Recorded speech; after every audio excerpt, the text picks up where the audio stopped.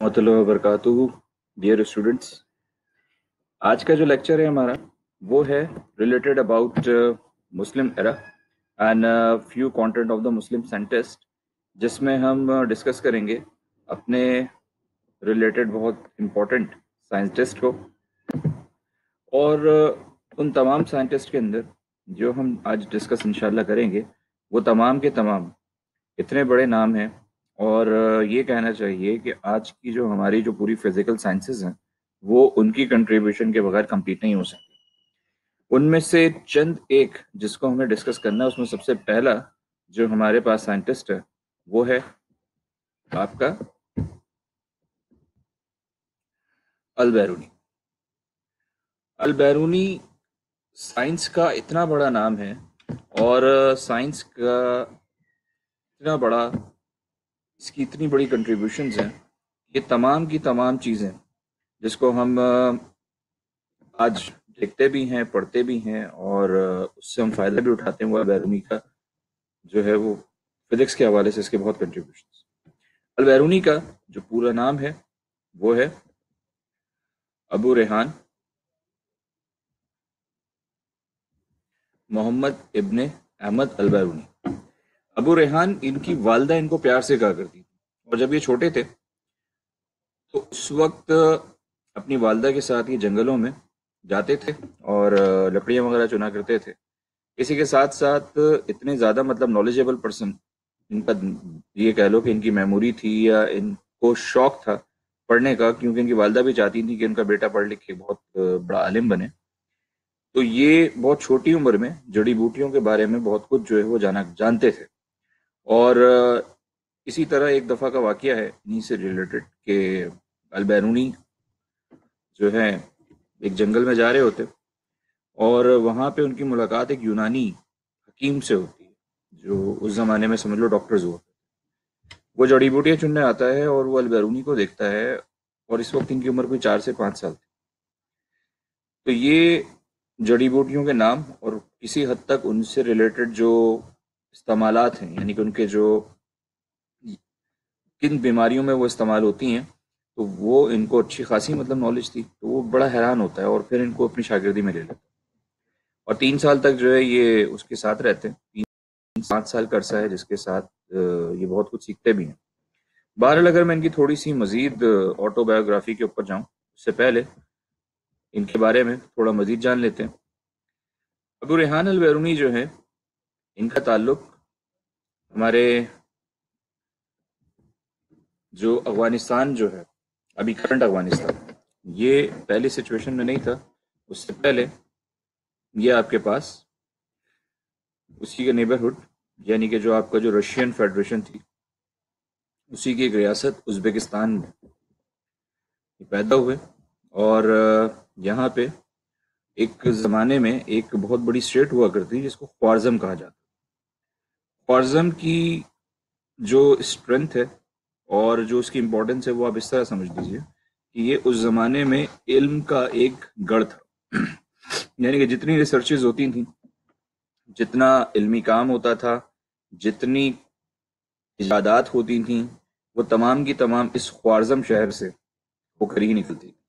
बहुत बड़े बड़े नाम इस ख्वारज़म शहर से निकले, और उसमें से एक नाम तो हम आगे भी इंशाल्लाह पढ़ेंगे, अल ख्वारज़मी, जो मैथमेटिकल और अलजबरा के अंदर थे।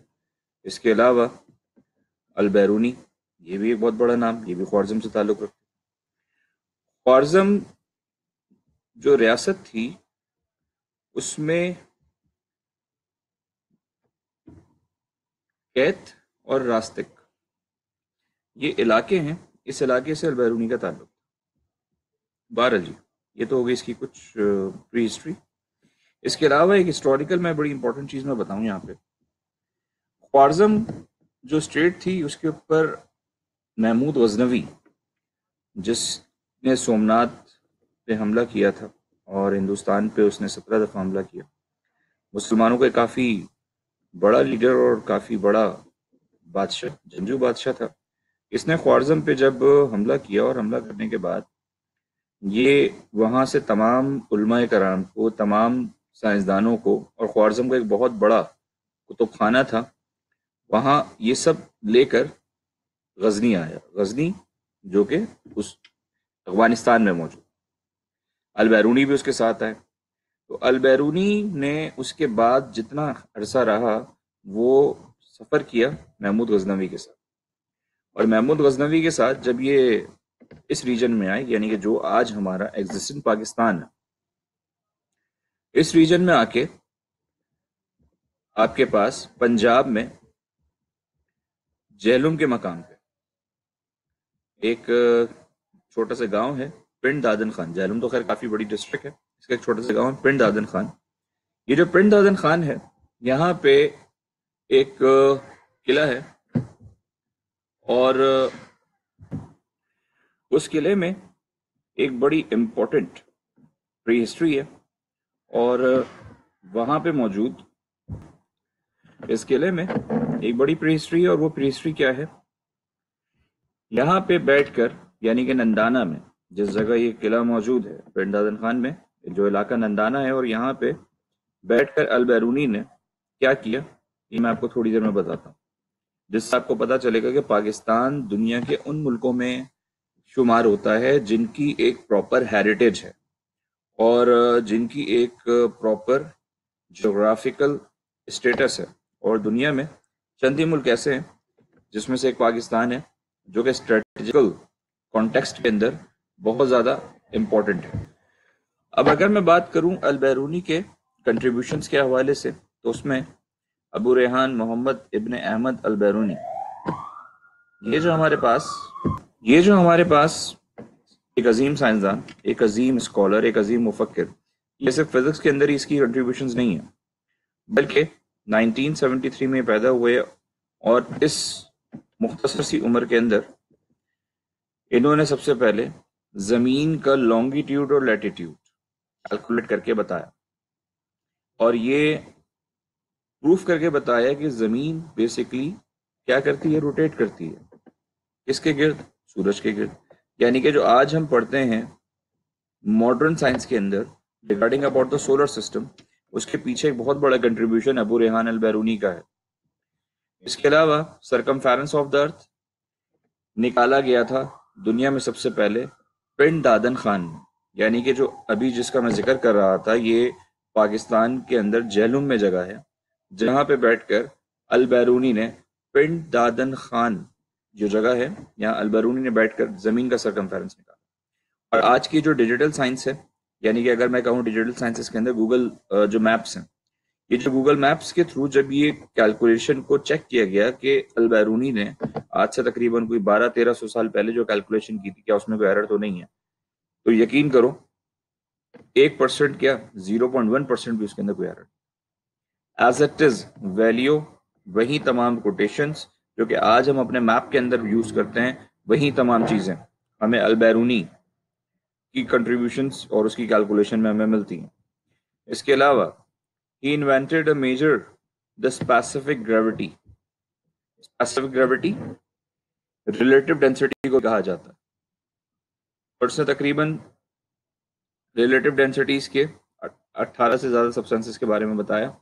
اس کے علاوہ ایک اور اس کی کنٹریبیوشن ملتی ہے کہ اس نے ایک طرح سے ایک ٹیبل بنایا، ایک چارٹ بنایا، جس کے اندر ذکر تھا میٹلز اور نان میٹلز کا، کہ میٹلز انکلوڈ ہیں، میٹلز کو کس طریقے سے آپ ان کی پراپرٹیز یا اس کے کریکٹرز اور ان کی ڈینسٹی وغیرہ کو بتاتے ہیں۔ اچھا، اس کے علاوہ اس کی جو سب سے امپورٹنٹ بک ہے وہ ہے قانون المسودی، اور یہ قانون المسودی ایسٹرونامیکل انسائکلوپیڈیا۔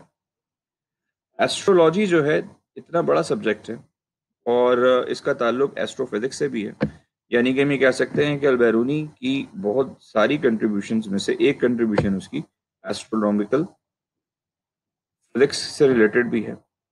اس کے بہت سارے کارناموں میں سے ایک کارنامہ یہ بھی ہے کہ اس نے ایک قمری کیلنڈر بنایا تھا۔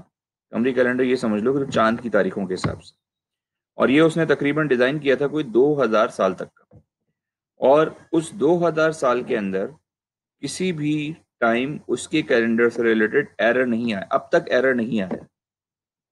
اور اس کا جو کیلنڈر ہے یہ بہت سارے یورپی کنٹریز کے اندر اور ایون مڈل ایسٹ کے اندر، سعودی عربیہ والے بھی اس کو فالو کرتے ہیں۔ ایک اور بڑی امپورٹنٹ چیز البیرونی سے ریلیٹڈ، یہ جو اس نے کتاب لکھی ہے نا قانون المسودی، یہ بیسکلی ایک طرح سے ٹریبیوٹ تھا محمود غزنوی کے بیٹے کو.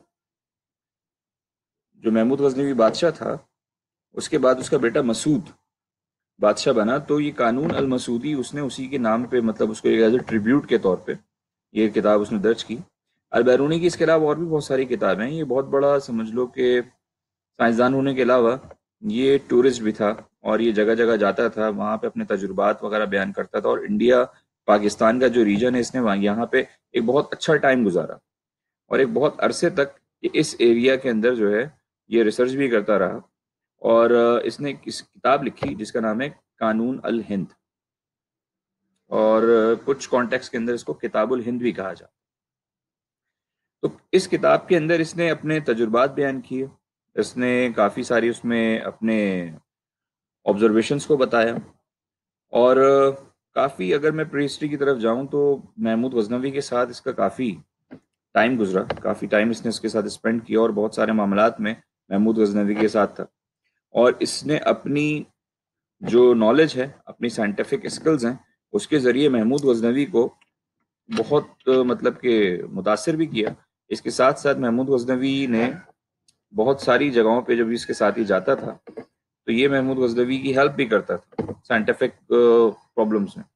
جیسے اگر آپ بہت ساری جگہوں پہ آپ سرچ کریں گے، یوٹیوب کے اندر بھی موجود ہیں، کافی ساری ویڈیوز موجود ہیں محمود غزنوی اور البیرونی سے ریلیٹڈ، جس میں سے دو بڑے مشہور واقعات ہیں. ایک واقعہ تو یہ ہے کہ ایک دفعہ ایک قلعے میں محمود غزنوی موجود تھا، اور اس کے 8 دروازے تھے، اور اس نے البیرونی کو بلایا، اور البیرونی سے اس نے کہا کہ تمہیں اپنے علم نجوم پہ بڑا ناز ہے، اور تم بہت بڑے ایسٹرولوجر بھی ہو، تو مجھے یہ بتاؤ کہ میں ان 8 دروازوں میں سے کس میں سے نکلوں گا. محمود غزنوی نے جو سوال اس سے کیا، اس کے بعد البیرونی نے اس سے کہا کہ مجھے تھوڑا سا ٹائم دیجیے. تو محمود غزنوی نے کہا ٹھیک ہے، تمہارے پاس ٹائم ہے. اس ٹائم کے اندر البیرونی نے ایک حساب کتاب لگانے کے بعد آنسر جو تھا وہ ایک پیپر پہ لکھا اور سلطان کے تخت کے نیچے رکھ دیا، اور سلطان سے یہ عرض کی کہ یہ پرچہ آپ اس وقت کھولیے گا جب آپ اس قلعے سے باہر چلے جائیں. تو سلطان محمود غزنوی نے کیا کہا؟ اس نے کہا کہ تمام مزدوروں کو بلاؤ، اور مشرق سے یعنی کہ ایسٹ سائڈ پہ، قلعے کی ایسٹ سائڈ پہ ایک دروازہ بناؤ، یعنی کہ ایک نیا دروازہ، اور اس دروازے سے سلطان جو ہے وہ جائے گا. تو مزدور آئے، حکم کی تعمیل ہوئی، انہوں نے ایک پورا نیا دروازہ بنایا، یعنی کہ نوا دروازہ بنایا، اور اس نوے دروازے سے وہ نکل کر چلا گیا. تھوڑی دیر بعد اس نے پرچہ منگوایا، اور اس پرچے کے اندر جب وہ دیکھا تو حیران رہ گیا. اس کے اندر وہی چیز لکھی ہوئی تھی جو کہ سلطان محمود غزنوی نے کی. تو کافی مطلب سمجھ لو کہ یہ ایک گاڈ گفٹڈ قسم کی ان کے پاس صلاحیت تھی اس سے ریلیٹڈ. اس کے علاوہ جو ایک بڑا مشہور واقعہ وہ سومنات کا واقعہ ہے. سومنات میں سب سے بڑا جو بت تھا وہ زمین سے کچھ اٹھا ہوا ہوتا تھا، تو لوگ بڑا اس کو مانتے تھے وہاں کے کہ یہ بڑا پاورفل قسم کا جو ہے بت ہے، اور یہ زمین پہ بھی نہیں ہے، ہوا میں معلق رہتا ہے. لیکن جب سلطان محمود غزنوی نے سومنات کو فتح کیا، اور سومنات کو فتح کرنے کے بعد جب اس نے یہ دیکھا کہ یہ بت سے ریلیٹڈ بہت ساری متھ جو ہیں وہاں پہ موجود ہیں، اور اس کو جو ہے وہ لوگ اس پہ بلیو کرتے ہیں، تو اس نے البیرونی کو بلایا، اور البیرونی نے تمام چیزوں کو ریسرچ کرنے کے بعد اس میگنیٹک فیلڈ کے بارے میں بتایا جس کی وجہ سے وہ بت ہوا میں معلق رہتا. تو ایسے بہت سارے اس کے کارنامے جو کہ ہسٹری کے اندر موجود ہیں، اور یہ ایک بہت بہترین کہوں گا کیمسٹ بھی تھا. اس کے علاوہ میڈیسن میں یہ عبور اس کا حاصل تھا، اور جغرافی سے ریلیٹڈ بہت نالج تھی اس کے پاس.